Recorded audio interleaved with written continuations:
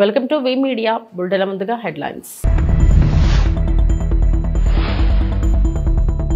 స్టాలిన్ కు హోంమంత్రి అమిత్ షా కీలక సూచనలు.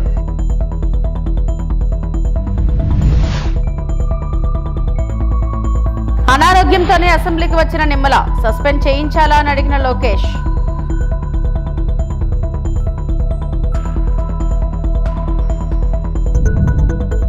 మౌనం వీడిన సింగర్ కల్పన.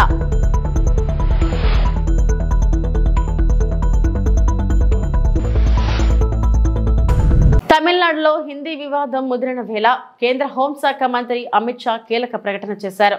వైద్య ఇంజనీరింగ్ కోర్సులను తమిళంలో ప్రవేశపెట్టాలని సీఎం స్టాలిన్ ను అమిత్ షా కోరారు.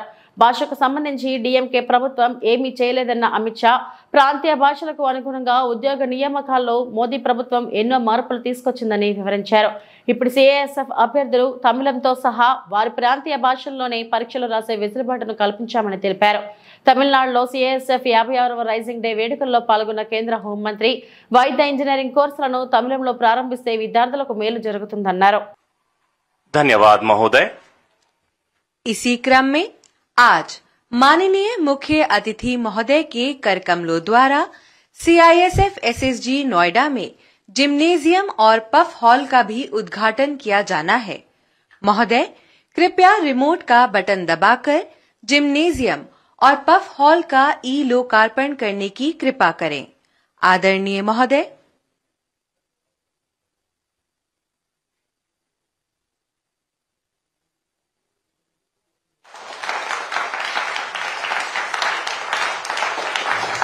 आदरणीय मुख्य अतिथि महोदय द्वारा सीआईएसएफ साइक्लोथॉन 2025 का वर्चुअल फ्लैग ऑफ करने के साथ ही इस साइक्लोथॉन की शुरुआत लखपत तट गुजरात एवं बक्खाली पश्चिम बंगाल से एक साथ ప్రభుత్వం ప్రజలకు జవాబుదారీతనమని భావించే మంత్రి నిమ్మల సాటి మంత్రి ఆరోగ్యం గురించి ఆందోళన పడి ఆరా తీస్తున్న మంత్రి నారా లోకేష్ గతంలో ఎలాంటి ఘటనలు అసెంబ్లీలో ఉండేవి కావు. బూతులు, దౌర్జన్యాలు, వెటకారాలు నాటి గౌరవ సభలో చూసాం. నేడు తోటి సభ్యులకు గౌరవం ఇచ్చే గౌరవ సభని చూస్తున్నాం. తన ఆరోగ్యం బాగోకపోయినా సెలైన్ ఇంజెక్షన్ పెట్టుకొని సభకు వచ్చిన మంత్రి నిమ్మల ఆరోగ్యంపై ఆరా తీసి కొద్ది రోజులు విశ్రాంతి తీసుకోవాలని కోరిన మంత్రి నారా లోకేష్ ఆరోగ్యాన్ని పణంగా పెట్టి పనిచేస్తానంటే సస్పెండ్ చేస్తానని వ్యాఖ్యలు చేశారు. విశ్రాంతి తీసుకుంటారా, సభ నుంచి సస్పెండ్ చేయాలా అని అడిగారు. నిన్నటితో పోలిస్తే ఇవాళ ఆరోగ్యం బాగానే ఉందని నిమ్మల బదులిచ్చారు. ఆరోగ్యం సహకరించడంతోనే అసెంబ్లీకి వచ్చానని పేర్కొన్నారు. ప్రశాంత నిద్ర వల్లే ఆరోగ్యం కుదుటపడుతుందని నిమ్మలకు మంత్రి లోకేష్ సూచించారు. ఆయన విశ్రాంతి తీసుకునేలా రూలింగ్ ఇవ్వాలని డిప్యూటీ స్పీకర్ను కోరారు.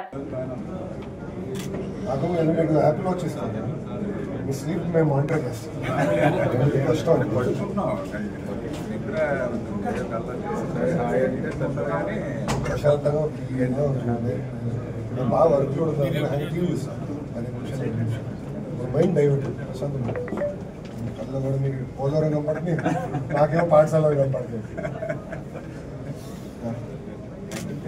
ఆ పనులు చేసేట బాధ్యత తీసుకుంటామని చెప్పి మీ ద్వారా తెలియజేస్తున్నాం. అది మీ ఆవేదనకి ఆయన ఆవేదన తోడైంది తప్ప తావరాకు మీద నీటి పొట్టుల సమాధానం రాలేదు. అంటే ఆర్థిక ఇబ్బందులు ఉన్నాయి కాబట్టి, బట్ అర్థం చేసుకున్నారు. హాస్పిటల్లో ఉన్నా సరే ప్రత్యేకంగా వచ్చారు. వీలైనంత తొందరగా పూర్తి చేయండి. క్వశ్చన్ నెంబర్ 520 నారా లోకేష్ గారు. డిప్యూటీ స్పీకర్ సార్, కొంచెం మంత్రి గారిని రెస్ట్ తీసుకోమని మీరు చెప్పాలి. అవును, ఎందుకంటే నిన్న కూడా జ్వరంతో వచ్చారు, కౌన్సిల్ కూడా జ్వరంతో వచ్చారు. చెప్పా రెస్ట్ తీసుకోండి, 2 రోజులు కోలుకోవాలి. మీరు సరే పడుకోవట్లేదని చెప్తాను, వినట్లేదు. మీరన్నా చెప్తే వింటారేమో. మీరన్నా రూలింగ్ ఇస్తే గానీ వింటారేమో అధ్యక్ష. ఎందుకంటే పాప చాలా ఇబ్బంది పడుతున్నారు. అది very serious subject. Is not keeping well. అయినా కూడా ప్రశ్న సమాధానం చెప్పడానికి వచ్చారు. అన్నా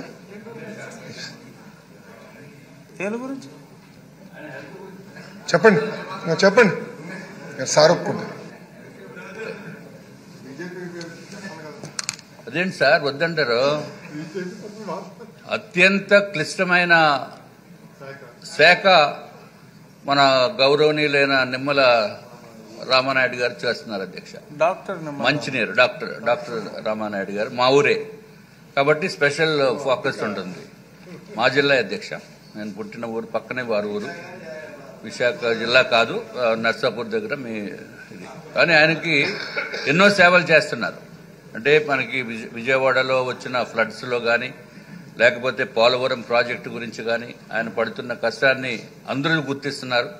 ఆయన ఆరోగ్యం బాగున్నప్పుడు ఆయన సభకు రావటం అనేది సబబు కాదు అధ్యక్ష. దయచేసి గౌరవ మంత్రి గారిని రెస్ట్ తీసుకుని ఆయన ఆరోగ్యం కుదిరిపడిన తర్వాతే సభకు రావాలి తప్ప నార్మల్గా లేకుండా మీరు ఒక రూలింగ్ ఇచ్చి మన అందరి తరపున కూడా వారికి విన్నవించుకో. దేశంలో ఎప్పుడూ జరగని విధంగా బడ్జెట్ తో పాటు సంక్షేమ క్యాలెండర్ రిలీజ్ చేశాం.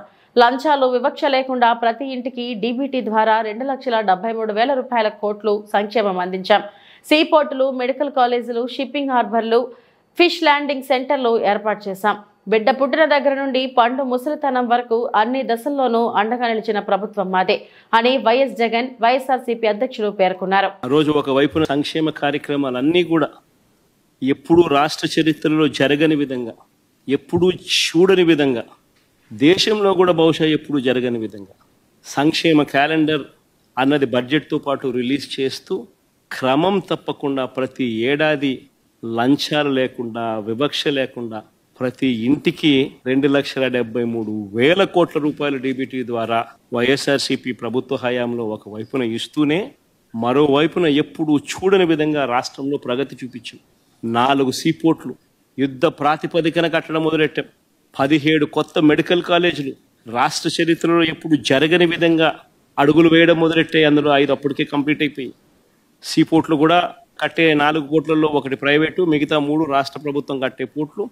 మా ప్రభుత్వంలో ఉండగానే రామాయపట్నం పోర్టు అయితే దాదాపుగా 70% అయిపోయింది అప్పటికి. మిగిలిన మచిలీపట్నం పోర్టు, మిగిలిన మూలపేట పోర్టు, శ్రీకాకుళంలో ఉన్న పోర్ట్లు దాదాపు 30% దగ్గర కూడా అయిపోయింది. 17 మెడికల్ కాలేజీలలో మా హయాంలో 5 మెడికల్ కాలేజ్ ఇనాగ్రేట్ కూడా చేసినాం. మిగిలినటి వార్ ఫుటింగ్ బేసిస్ మీద పనులు జరుగుతూ ఉన్న పరిస్థితి.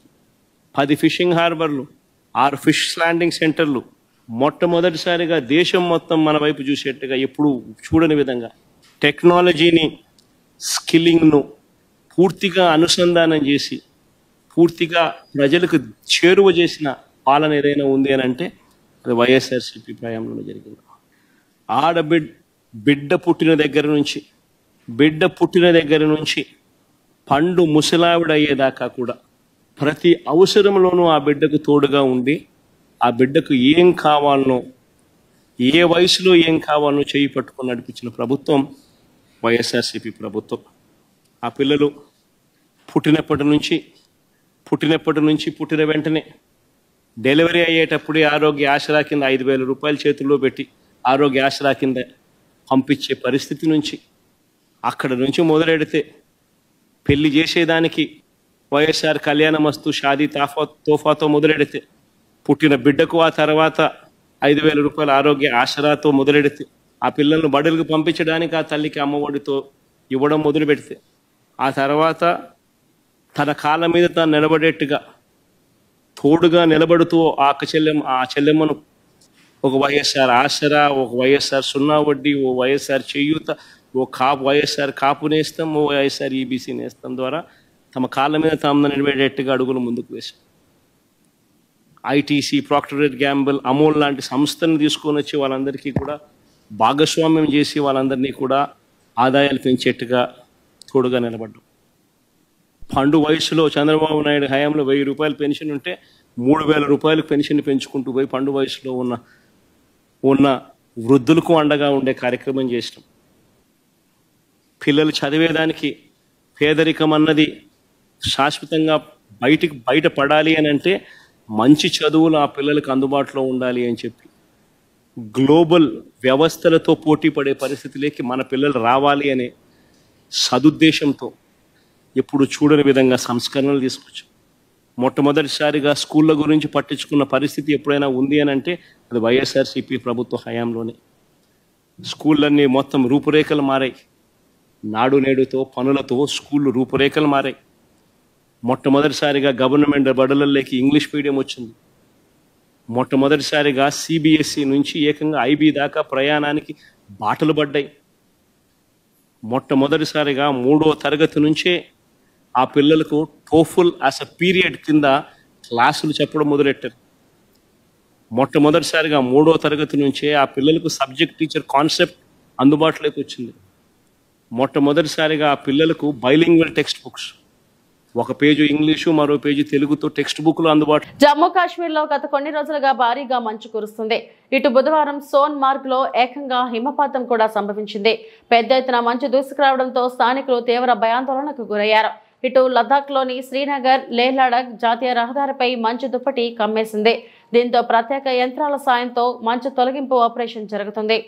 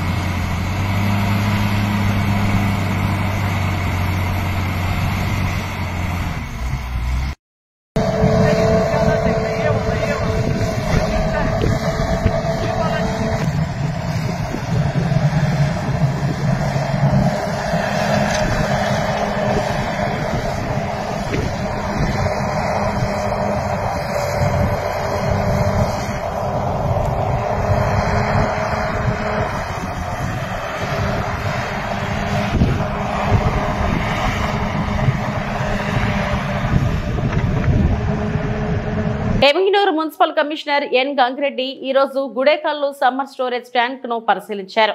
కమిషనర్ తో పాటు మండల ఎంపీడీఓ బంగారమ్మ, ఈఓఆర్డి గుడుకుల్ చెరువును సందర్శించడం జరిగింది. ఈ సందర్భంగా మున్సిపల్ కమిషనర్ గంగిరెడ్డి మాట్లాడుతూ ఎమిగ్నూరు గౌరవ శాసనసభ్యులు డాక్టర్ బివి జయనాగేశ్వరరెడ్డి ఆదేశాలతో గుడుకుల్ చెరువు నీరు కలుషితం కాకుండా ఊరి ప్రజలు అవసరార్థం ఒక నూతన డ్రైన్ నిర్మాణానికి ప్రతిపాదనలో సిద్ధం చేయడం జరిగింది. అలాగే డ్రైన్ ఏర్పాటుకు గుంతలు తవ్వడం ప్రారంభించారు. వేసవికాలంలో ఎమిగ్నూరు పట్టణంలో త్రాగునీటికి ఇబ్బందులు కలగకుండా ముందస్తు చర్యలు తీసుకుంటున్నామని, ఈ మేరకు పట్టణంలో త్రాగునీటి సమస్యలు తలెత్తకుండా గుడేకల్లు సమ్మర్ స్టోరేజ్ నందు నీటి నిల్వ పుష్కలంగా ఉండేందుకు చర్యలు తీసుకోవడం జరుగుతుందని, పట్టణ ప్రజలు నీటిని వృధా కాకుండా చూసుకోవాలని ఎమిగ్నూరు మున్సిపల్ కమిషనర్ గంగిరెడ్డి స్పష్టం చేశారు. కార్యక్రమంలో డిఈ నీరస్, ఏఈ శరత్ చంద్ర, మదన్ కుమార్ తదితరులు పాల్గొన్నారు. వెరీ గుడ్ ఆఫ్టర్నూన్ అండి. ఎమిగ్నూరు ప్రజలందరికీ దాహార్తి తీర్చే దానిలో భాగంగా గుడికల్ రిజర్వాయర్ను ఈరోజు మా మున్సిపల్ డిఈ గారు, ఏఈ గార్స్ని, అదేవిధంగా ఎంపీడీఓ, ఈఓఆర్డీతో కలిసి ఇన్స్పెక్ట్ చేయడం జరిగింది. దానిలో భాగంగా గుడికల్లో ఉన్నటువంటి ప్రజలు ఎవరైతే ఉన్నారో వాళ్ళు సల్లేజ్ అండ్ సివేజ్ వాటర్ రెండు కూడా గుడికల్ రిజర్వాయర్లో కలపడం జరుగుతోంది. ఆ విధంగా కలపడం వల్ల నైట్రేట్స్ ప్లస్ వాటర్ కంటామినేషన్ జరిగే ఛాన్సెస్ ఉంది కనుక అవి గుర్తించి వాటిని ఇమీడియట్లీ అరెస్ట్ చేయించడం జరిగింది. ఫ్యూచర్లో అంటే నెక్స్ట్ 2 monthsలో రాబోయే వేసవిని దృష్టిలో పెట్టుకుని మనం ఎక్కడ కూడా వాటర్ను వేస్ట్ చేయకోకుండా వాటర్ నిల్వ చేసుకొని తర్వాత ఎక్కడ కూడా ప్రజలకు సురక్షితంగా ఉండేటువంటి మంచినీరుని సప్లై చేయాలనే దృఢ సంకల్పంతో మన ఎమిగ్నూరు శాసనసభ్యులు ఇచ్చిన ఆదేశాల ప్రకారం మేము ఫాలోఅప్ చేస్తున్నాము. కాబట్టి ఎటువంటి కంటామినేషన్ లేకుండా మంచి సురక్షితమైన వాటర్ ఇవ్వడానికి ప్రయత్నం చేస్తున్నామని చెప్పి తెలియజేస్తున్నాం. కుటుంబంతో అన్యోన్యంగా ఉన్నానని, భర్తతో ఎలాంటి మనస్పర్ధలు లేవని గాయని కల్పన వెల్లడించింది. దయచేసి ప్రజలకు తప్పుడు సమాచారాన్ని నమ్మద్దని కోరింది. వృత్తిపరంగా ఒత్తిడి అధికమవడంతోనే కొన్నాళ్లుగా సరిగా నిద్ర పట్టడం లేదని తెలిపింది. తన భర్త కుమార్తెతో సంతోషంగా జీవిస్తున్నట్లు పేర్కొంది. 45 ఏళ్ల వయసులోనూ పీహెచ్డీ లా చేస్తున్నట్టు చెప్పింది. సినీ గాయకులతో పాటు తన ఆరోగ్యం గురించి ఆరా తీసిన అందరికీ ధన్యవాదాలు చెబుతూనే త్వరలో పాటలతో అభిమానులను అలరిస్తారని వెల్లడించింది. పైన ఒక విషయం సర్క్యులేట్ అవుతుంది, దాని మీద ఒక క్లారిటీ ఇవ్వడానికి ఈ వీడియో నేను చేస్తున్నానండి. First of all I have to say I'm 45 years old. ఈ ఏజ్ లో నేను పిహెచ్డి చేస్తున్నాను, ఎల్ఎల్బి చదువుకుంటున్నాను, అన్ని మా హస్బెండ్ ఎంకరేజ్మెంట్ వల్ల. సో చాలా విషయాలు చేస్తున్నాను. And for today's musical industry I'm trying to update my self. I'm trying to do different kinds of concerts. ఇవి అన్ని స్ట్రెస్ వల్ల నాకు అసలు నిద్ర పడట్లేదు. చాలా సంవత్సరాలు నిద్ర రాకుండా కష్టపడుతున్నాను. సో డాక్టర్ దగ్గర ఇన్సోమ్నియా ఇష్యూస్ కి ట్రీట్మెంట్ తీసుకునేటప్పుడు నాకు కొన్ని ప్రిస్క్రిప్షన్ ఇచ్చారు. ఆ ప్రిస్క్రిప్షన్ లో ఉన్న మెడిసిన్ ఆ పర్టికులర్ డే డోసేజ్ కొంచెం ఎక్కువ తీసుకున్నాను కాబట్టి స్పృహ తప్పి అన్కాన్షియస్ పొజిషన్ కి స్టేట్ కి వెళ్లిపోయాను. తెలంగాణలో ఎక్కడా లేని విధంగా మొట్టమొదటిగా నిర్మల్ జిల్లాలో మహిళా పోలీసులతో పెట్రోలింగ్ వ్యవస్థ ఏర్పాటు చేశారు. అంతర్జాతీయ మహిళా దినోత్సవాన్ని పురస్కరించుకుని ఎస్పీ జానకి షర్మిల ఆదేశాల మేరకు పోలీస్ అక్క అనే నూతన కార్యక్రమాన్ని ప్రారంభించినట్టు నిర్మల పట్టణ సీఐ ప్రవీణ్ కుమార్ చెప్పారు. ప్రతి పోలీస్ స్టేషన్ లో 2 మహిళా కానిస్టేబుళ్లకు ఈ విధులు కేటాయించి మహిళల రక్షణకై ప్రత్యేక చర్యలు చేపడుతున్నట్టు తెలిపారు. డైల్ 100కు మహిళల నుంచి కాల్స్ వస్తే ఈ మహిళా పోలీసులు సమస్య ఉన్న చోటుకు చేరుకుంటారని వివరించారు. జిల్లా ఎస్పీ మేడం జానకి షర్మిల గారి ఆదేశాల మేరకు ఈ రోజు నుండి మా డబ్ల్యూపీసీస్ వజ్రమ్మ అదేవిధంగా లావణ్యాన్ని ఈ రోజు పెట్రోకార్ డ్యూటీకి డిప్లాయ్ చేయడం జరిగింది. ముఖ్యంగా మేడం యొక్క ప్రోగ్రామ్స్ మహిళా దినోత్సవ సందర్భంగా పోలీస్ అక్క అని చెప్పి కస్తూరిబా స్కూళ్లలో డబ్ల్యూపీసీలు వెళ్లి మా పీసీస్ వెళ్లి వాళ్ళతో ఇంటరాక్ట్ కావడం, అదేవిధంగా పెట్రోకార్ డ్యూటీలో కూడా వీళ్ళని నియమించడం, మహిళా సాధికారితని ప్రూవ్ చేయడం కోసం మేడం ఈ స్టెప్స్ తీసుకోవడం జరిగింది. దానిలో భాగంగా ఈ రోజు వీళ్ళని డ్యూటీకి నియమించడం జరిగింది. పశ్చిమ గోదావరి జిల్లా పాలకొల్లులో 100 కోట్లతో శరవేగంగా జరుగుతున్న 100 పడకల ప్రభుత్వ ఆసుపత్రిలో కొత్తగా ఏర్పాటు కానున్న డయాలసిస్ సెంటర్, చంద్రబాబు అబ్దుల్ కలాం ఉద్యానవనం, డ్రైన్లు, మంచినీటి సరఫరా పైప్ లైన్లు వంటి అభివృద్ధి పనులను ఆర్డీఓ పాలకొల్లు మున్సిపల్ ప్రత్యేక అధికారి దాసిరాజు పరిశీలించారు. ఆయా పనులు వేగవంతంగా పూర్తి చేయాలని అధికారులు ఏజెన్సీలకు ఆదేశాలిచ్చారు. ఈ సందర్భంగా ఆయన మాట్లాడారు.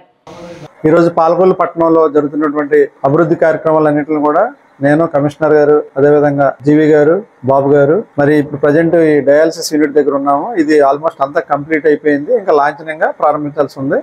గౌరవ మంత్రి వర్యుల చేత త్వరలో ఇది ప్రారంభం అవుతుంది. అదేవిధంగా మధ్యలో ఆగిపోయినటువంటి ప్రాజెక్టుల్ని మరి మంత్రి గారు వచ్చిన వెంటనే అది చేపట్టడం జరిగింది. రామగుండం పార్కు, అది చంద్రబాబు నాయుడు గారి పార్క్ అంటారు, అది కూడా దాదాపు కంప్లీట్ గా వచ్చింది. ఇంకా అది ఒక 4 రోజుల్లో వర్క్స్ కూడా కంప్లీట్ అయిపోతాయి. అదే విధంగా మనకి అబ్దుల్ కలాం పార్క్, అక్కడ కూడా స్విమ్మింగ్ పూల్ ని మనం కొత్తగా ఒక అధునాతనంగా తయారు చేయడం జరుగుతుంది. అది కూడా వర్క్ చాలా శరవేగంగా అవుతుంది. అదేవిధంగా మనకి ఇంకా డ్రైన్స్ చాలా ఎప్పటి నుంచో అపరిష్కృతంగా ఉన్నటువంటి డ్రైన్స్ ని మరి మనకు పెదవాడకోడు, దమ్మపత్తికోడు ఇట్లాంటి డ్రైన్స్ ని మరి మంత్రి గారు ఆయన మళ్ళీ పదవి చేపట్టిన వాటిని ప్రక్షాళన చేయడం జరుగుతుంది. దానిలో భాగంగా అవన్నీ కూడా మొత్తం చేసాం. అదేవిధంగా ఫ్రెష్ వాటర్ పైప్ లైన్స్, మరి చాలా కాలంగా అసలు ఫ్రెష్ వాటర్కే నోచుకొని ఏరియాలు ఉన్నాయి ప్రాంతాలు, వాటర్ కూడా ఫ్రెష్గా మరి పైప్ లైన్స్ వేసారు. అవి కూడా పరిశీలించడం జరిగింది. ఇంకా కొన్ని ఏరియాలో ఉన్నటువంటి ఈ డాగ్స్ సంబంధించి కెనాల్స్ ఏర్పాటు చేశారు. వాటికి కుటుంబ నియంత్రణ చికిత్సలు చేసి మరి వాటిని అక్కడ మనకి మనుషులను ఎలా ఉంచుతారు వాటిని కూడా అదే 3 days ఆ కెనాల్స్లో ఉంచి తర్వాత వాటిని 3 days తర్వాత మళ్ళా వదలటం జరుగుతుంది. దానికి కూడా అధునాతనంగా ఒక శస్త్రచికిత్సా కేంద్రాన్ని, ఆపరేషన్ థియేటర్ని తయారు చేశారు. ఇవన్నీ కూడా మరి మంత్రివర్యులు ఈ చేపట్టడం జరిగింది. దానిలో భాగంగా మమ్మల్ని అందరినీ అధికారులు ఎప్పటికప్పుడు ఆయన సమీక్షిస్తూ ఉంటారు. మమ్మల్ని వెళ్ళి ఈ పనులన్నీ ఎలా ఉన్నాయో చూసి ఒకసారి అప్రైజ్ చేయమని, పనుల యొక్క స్థితిగతులను అప్రైజ్ చేయమని చెప్పడం జరిగింది. దానిలో భాగంగా మేమందరం కూడా, మా టీం అంతా కూడా ఈరోజు ఇక్కడ రావడం జరిగింది. ఆరోగ్యపరంగా ఇప్పుడు డయాలసిస్ అన్నది చాలా ఇంపార్టెంట్ అయింది. మరి ఈ ప్రాంత వాసులకు ఇది అంకితం చేస్తే ఖచ్చితంగా ఈ ఏరియా వాళ్ళందరూ కూడా చాలా ఆరోగ్యవంతంగా ఉంటాయి. వాళ్ళు ఉన్న అనారోగ్యాన్ని కొద్దిగా దూరం చేసుకోవడం. వివేక హత్య కేసులో కీలక సాక్షి రంగన్న అనుమానాస్పద మృతి. కడప జిల్లా ఎస్పీ అశోక్ కుమార్ కీలక ప్రకటన. వివేకానందరెడ్డి హత్య కేసులో కీలక ప్రత్యక్ష సాక్షి అయిన వాచ్మెన్ రంగన్న అనుమానాస్పదంగా మృతి చెందాడు. ఈ కేసుకు సంబంధించిన కీలక సాక్షులు వరుసగా మరణించడంపై తీవ్ర అనుమానాలు వ్యక్తమవుతున్నాయి. ఇప్పటికే Katikareddy Srinivasareddy, Kalluri Gangadhar Reddy, driver Narayana, doctor Y S Abhishek Reddy మరణించగా ఇప్పుడు వాచ్మెన్ రంగన్న కూడా మృతి చెందడం కలకలం రేపుతుంది.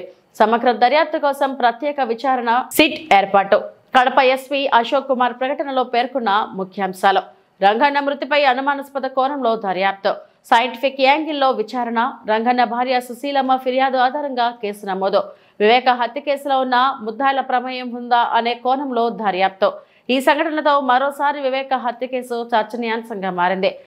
వివేకానందరెడ్డి గారి హత్య కేసులో ప్రధానమైనటువంటి సాక్షి అయినటువంటి పులివెందులకు చెందిన రంగయ్య, అప్పుడు వాచ్మెన్ గా పనిచేసినటువంటి వ్యక్తి, నిన్న సాయంత్రం 6:43 గంటలకి రిమ్స్ హాస్పిటల్ కడపలో చికిత్స పొందుతూ మరణించడం జరిగింది.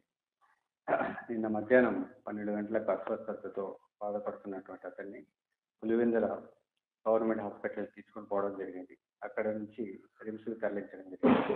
రిమ్స్లో చికిత్స పొందుతూ మరణించారు. ఈ యొక్క వివేకానంద రెడ్డి హత్య కేసులో ప్రధానమైనటువంటి ముద్దాయి చనిపోవడం హై ప్రొఫెషనల్ మర్డర్గా మనం అనుమానిస్తూ ఉన్నాము. దీంట్లో భాగంగా బ్యాక్గ్రౌండ్లో ఎవరి ప్రమేయం ఉంది, అదేవిధంగా ఈ అనుమానాన్ని అన్ని కోణాల్లో కూడా దర్యాప్తు చేయడం కోసము ప్రయత్నాలు చేస్తూ ఉన్నాము. దీంట్లో భాగంగా ఇంతకు ముందు కూడా ఇదే విధంగా ప్రధానమైనటువంటి సాక్షులు 2019 నుంచి 24 మధ్యలో 5 నుంచి 6 మంది చనిపోవడం జరిగింది. అందులో భాగంగా శంకర్ రెడ్డి 2019లో చనిపోవడం జరిగింది. అదేవిధంగా గంగాధర్ రెడ్డి 2022లో చనిపోవడం జరిగింది. వైఎస్ అభిషేక్ రెడ్డి 2024 సెప్టెంబర్లో చనిపోవడం జరిగింది.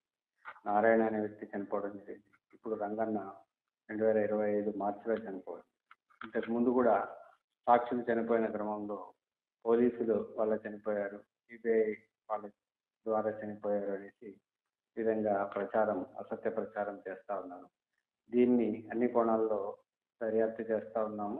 దీని వెనుక ఎవరున్నారు, ఎందుకు ఇలా చేస్తున్నారు, ఆ ప్రధానమైనటువంటి కేసులో భాగంగా దీన్ని కప్పిపుచ్చే ప్రయత్నాలు ఏమైనా జరుగుతున్నాయా అనే అన్ని కోణాల్లో కూడా ఈ కేసుని దర్యాప్తు చేయడం జరుగుతుంది. దీనికోసం ఒక ప్రత్యేకమైనటువంటి టీంని ఏర్పాటు చేయడం జరిగింది. ఆ టీం సైంటిఫిక్ గాను మిగతా అన్ని రంగాల్లో అన్ని డాక్యుమెంట్స్ని వెరిఫై చేయడం జరుగుతుంది. ఆ కేసు ఇన్వెస్టిగేషన్ని త్వరితగతిన కంప్లీట్ చేయడం జరుగుతుంది. అంటే ప్రధానంగా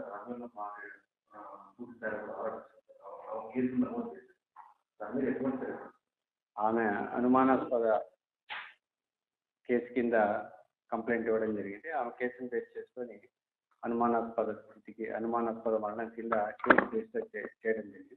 దీంట్లో వాస్తవాలన్నింటినీ కూడా అన్ని సైంటిఫిక్ యాంగిల్స్లో అనాలిసిస్ చేసి స్పెషల్ టీమ్తో అనాలిసిస్ చేసి బయటికి తీసుకురావడానికి ప్రయత్నం చేస్తాం. ఇప్పటి వరకు ఇంకా ఈరోజే పోస్ట్ మార్టం కంప్లీట్ అయింది. దాంట్లో ఉన్నటువంటి రిపోర్టుగా ఇంకా ఫర్దర్ ఇన్వెస్టిగేషన్ కంటిన్యూ అవుతుంది. దాన్ని క్షుణ్ణంగా మరింత నిశ్చితంగా లోతుగా దర్యాప్తును కంటిన్యూ చేయడం జరుగుతుంది.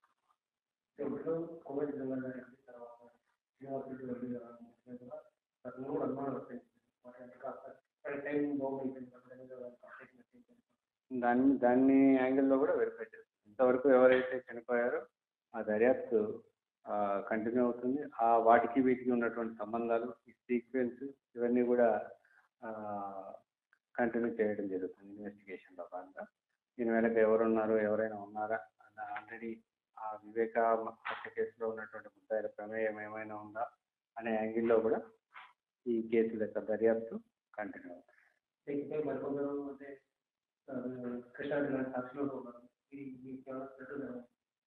ఎవరికైనా అలాంటి థ్రెట్ ఏదైనా ఉందంటే మేము సెక్యూరిటీ ఇవ్వడం జరుగుతుంది. ఇప్పుడు చనిపోయిన రంగన్న కూడా 2 పిఎస్ఓల్ని మనము ఇవ్వడం జరిగింది.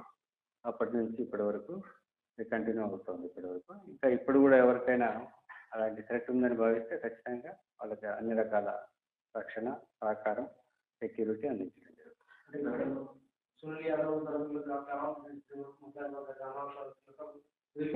కోణాల్లో కూడా వెరిఫై చేస్తాం.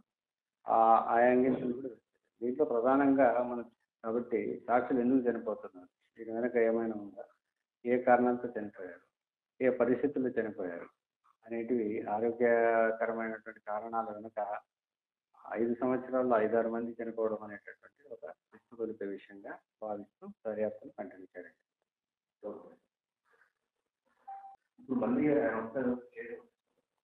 ఆయనకి ఎవరికి థ్రెట్ ఉన్నా కూడా వాళ్ళకు ఖచ్చితంగా ఆ థ్రెట్ని పరిశీలించడం జరుగుతుంది. ఆ థ్రెట్కి అనుగుణంగా వాళ్ళకు రక్షణ కల్పించే విధంగా మేము ఆ థ్రెట్ని అసెస్ చేస్తాం, అనాలిసిస్ చేస్తాం. చర్ల వెంకటాపురం ప్రధాన రహదారిపై ఇసుక లారీల వల్ల స్తంభించిన రాకపోకలు 2 గంటలకు పైగా ప్రయాణికులు రోడ్డుపై పడికాపలో.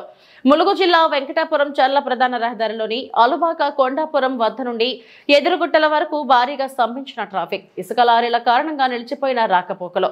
గురువారం సాయంత్రం నుండి రాత్రి 9 గంటల వరకు కూడా ఇసుక లారీ వల్ల వే బ్రిడ్జ్ కొండాపురం గ్రామం నుండి నూరవీడు కాలనీ వరకు ట్రాఫిక్ జామ్.